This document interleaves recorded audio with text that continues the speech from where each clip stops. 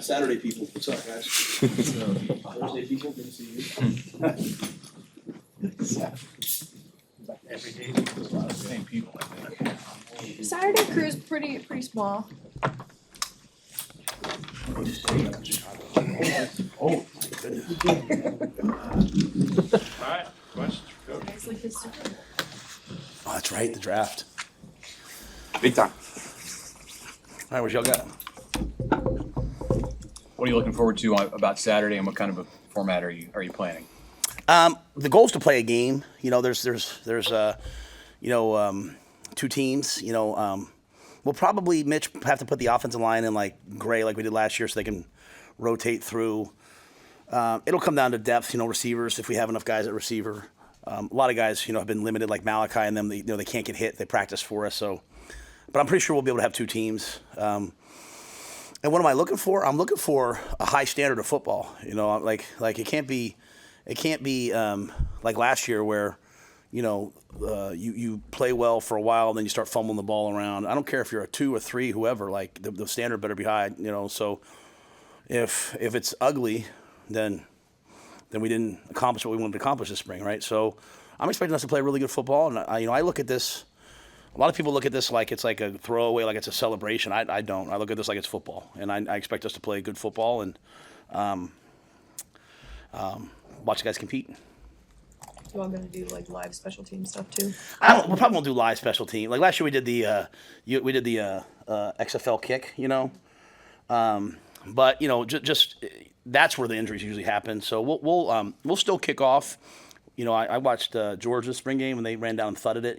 So I'll probably do that. I steal stuff from everybody, so we'll punt and catch it. So we'll do the special teams, but they won't be live. Everything else will be live. Quarterbacks won't be live. You go a little bit against the grain with this wanting to play football. Why does that continue to be your approach? Wanting to play football? Yeah. Well, there's a lot of spring games. I'm sorry. I mean, I don't know, between opt-outs and all that, I don't know when playing football became when it became bad, most of our guys want to play. Even the guys I hold out, they're usually like, can I play? So we were doing situational football today, and Tommy Hill, practice is over, and he's like, ones have to go again. And so I said, okay, great. So, I was in the NFL. On Wednesdays there, we do good on good to start practice. And Brian Burns, who's one of the best pros, most competitive guys I've ever been around. He's coming up on a contract year, and he's like, Coach, let's go ones on ones again. So I just think it's playing football. And we're 5-7. I've said that from day one. When we're someday 12-0 and hey, we gotta, we're 5-7. We gotta earn everything we get. So I've never not done this. So I can't imagine. And I think for a lot of our young players, what an unbelievable opportunity to play. They haven't played in Memorial Stadium, so what an opportunity for them to go out there and play in front of their family and friends and show what they can do. So I'm excited. How's this team done throughout the spring at not having dips, having a standard and keeping it throughout the spring? Yeah, I didn't love Tuesday's practice. I didn't love it. I wasn't super happy about it. But I think that's the only time I felt that way. I thought, as I said, the defense did not have a good day on Saturday. So I expect Tony to come out raring on this Saturday. So, yeah, but I think our guys truly understand now what hard work is. They understand practice. And the more good players you have, when you have a lot of good players, the standard stays high, because if I'm not doing a good job, the next guy goes in, he does a better job than me, then I lose my spot. So competition is king. So. You hold out the standard veteran players that you've talked about having held out of the scrimmages earlier this spring? Yeah, they might get some plays here and there, but for the most part, I plan on kind of hold them out. To me, this year, for me, Mitch, this isn't even I can't change the name because the marketing department would kill me. But for me, this isn't like the red and white game for me. This is the red and white shootout for me. I want to see us. I know we'll be able to run the ball. I want to see if we can throw the ball. I want to see if we can catch the ball. I want to see if we can, exercise, engage in 2 minute. I'll probably be a lot of no huddle 2 minute type. Even though we'll play the normal game, I'll just say, hey, kind of like in an NFL preseason, you know, sometimes you're like, hey, it's the last series for the ones that's treated like 2 minutes, so they get ready for end of game stuff. I'll probably do a lot of that. I want to see if we can throw, catch, rush the passer. So some of those guys will be limited in what they do, but I would anticipate them all playing at least a play. How do you expect freshman quarterbacks to handle that sort of red and white shootout? I don't know. That's what I'm excited about. You know, like to me, you know, great players do what they do. They don't do new stuff. And so, you know, the analogy I just gave our players in here is like a lot of them play Madden. You know, if you call engage 8 on defense in Madden, and it doesn't, you know, engage 8. All right, I said that I don't play it. And I was like, they still have engage 8, and they're like, yeah. If you call engage 8 and then 8 guys don't blitz, you think your game's broke. Well, when you're calling plays and you're calling an out cut by 1 and a shallow cross by 2, and they don't do that, you're like, how do you call the plays, right? So my challenge to the guys is just, hey, do what you've been doing all spring. And that's really true for the quarterbacks, right? I think with the headsets and the operation and all that stuff, being in 2 minute for us will really help so that we can, you know, I don't want to get to the first game. And if a freshman's starting, you know, I mean, we have a 66% chance of a freshman starting. It's what I've said to the coaches all spring.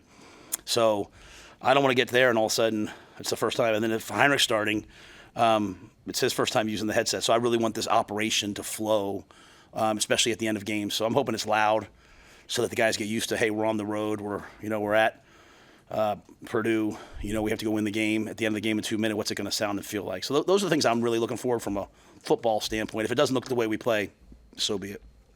With so many people coming to see Dylan specifically, do you have to remind Husker fans, don't put too much stock into this one practice? Yeah, I can't even answer that. Like, not disrespectful to you. Like, I'd hope, you know, was the line from Gene Hackman and Hoosiers where they're all chanting for Jimmy, and he's like, I hope you'd cheer for, I hope everyone, and the Husker fans I meet, I'm sure they're excited to see Dylan play, but most of them, they come to the warm-ups here because they want to see all the players. So we don't love any one player more than anyone else. So I hope Husker fans have a pretty high standard. You know, I'm sure that if I was a Husker fan, I'd just be coming hoping that the ball's not on the ground. You know what I mean? Like, hey, let's play real football. So, but I mean, you want to be the starting quarterback at Nebraska? You better be ready to deal with the heat. You know what I'm saying? So, you know, Heinrich learned that last year. A lot of guys have learned that it's hard. You know, after games, you guys don't talk to Gifford after every game, do you? You don't talk to Nash after every game. You talk to me and the quarterback. And so the two people with the most pressure are me and the quarterback. And so they better, if a freshman's starting, they better learn it now. Matt, how will you decide the 2 different teams for Saturday?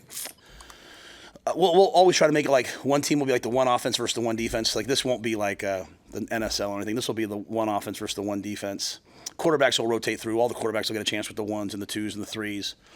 We'll probably just put the one offense and the one defense, you know, the ones with the threes, so the ones can play a certain portion and the threes can come in and play for them afterwards, and then the twos can play pretty much the whole game. But, you know, we're so thin at wideout, some guys are have to flip. But it'll be like the one offense versus the one defense, just on different teams. Two offense versus the two defense.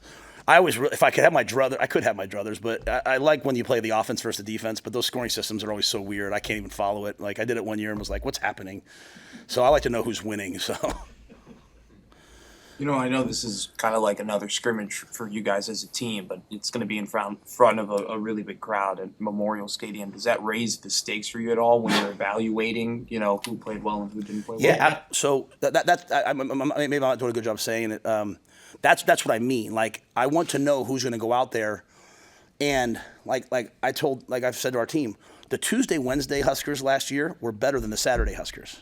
The Saturday Huskers last year, like, doubt, fear of failure, fear of rejection, fear of what are they going to say about me, like all of that stuff affects performance for young people. And so Tuesday, Wednesday, you know, you get beat. The next play, you're like, all right, whatever, and you play the next play. You get beat on Saturdays, all of a sudden you go to silence. How we handled that wasn't elite. And so that's my job, and that's our staff's job. That's also our players' job. So I'm very much excited to see us play in front of a crowd. And I'm very much excited to see us operate in front of a crowd and see how we do, see where are we in that.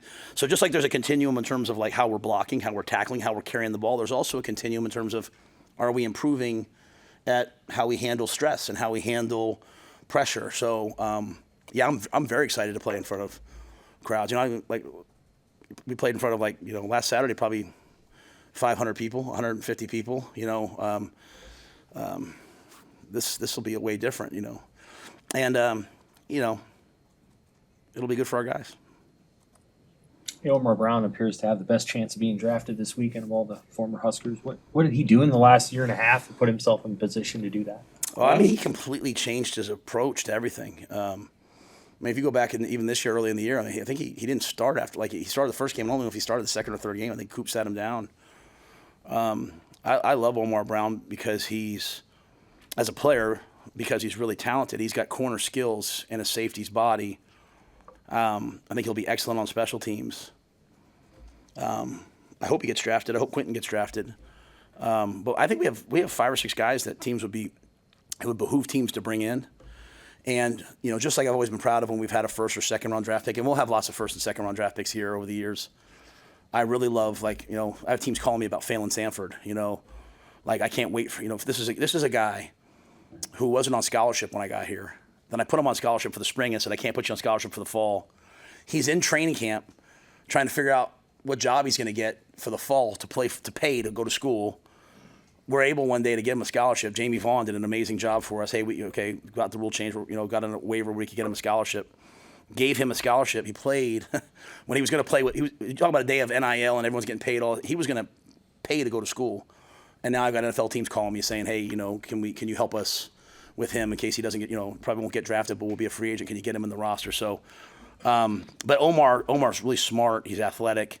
He's got a good feel for the game. And he has, in the last year, learned that your approach off the field affects your production on the field. And that's a really good thing for him. And he did a great job down at, when I went down to the bowl game.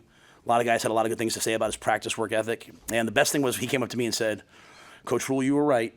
And all these scouts asked me if I graduated, and I'm glad I did. So he fought to graduate on time, and he did. So I'm proud of him. What's your elevator pitch to teams in terms of the quality of players that they get that come from your program? Well, I think the best thing that can happen is I think when people in the NFL, they're never going to ask me about their players' talent. They make those decisions for themselves, right? What they want to know is the football character. Is this guy going to take notes? Is he going to learn?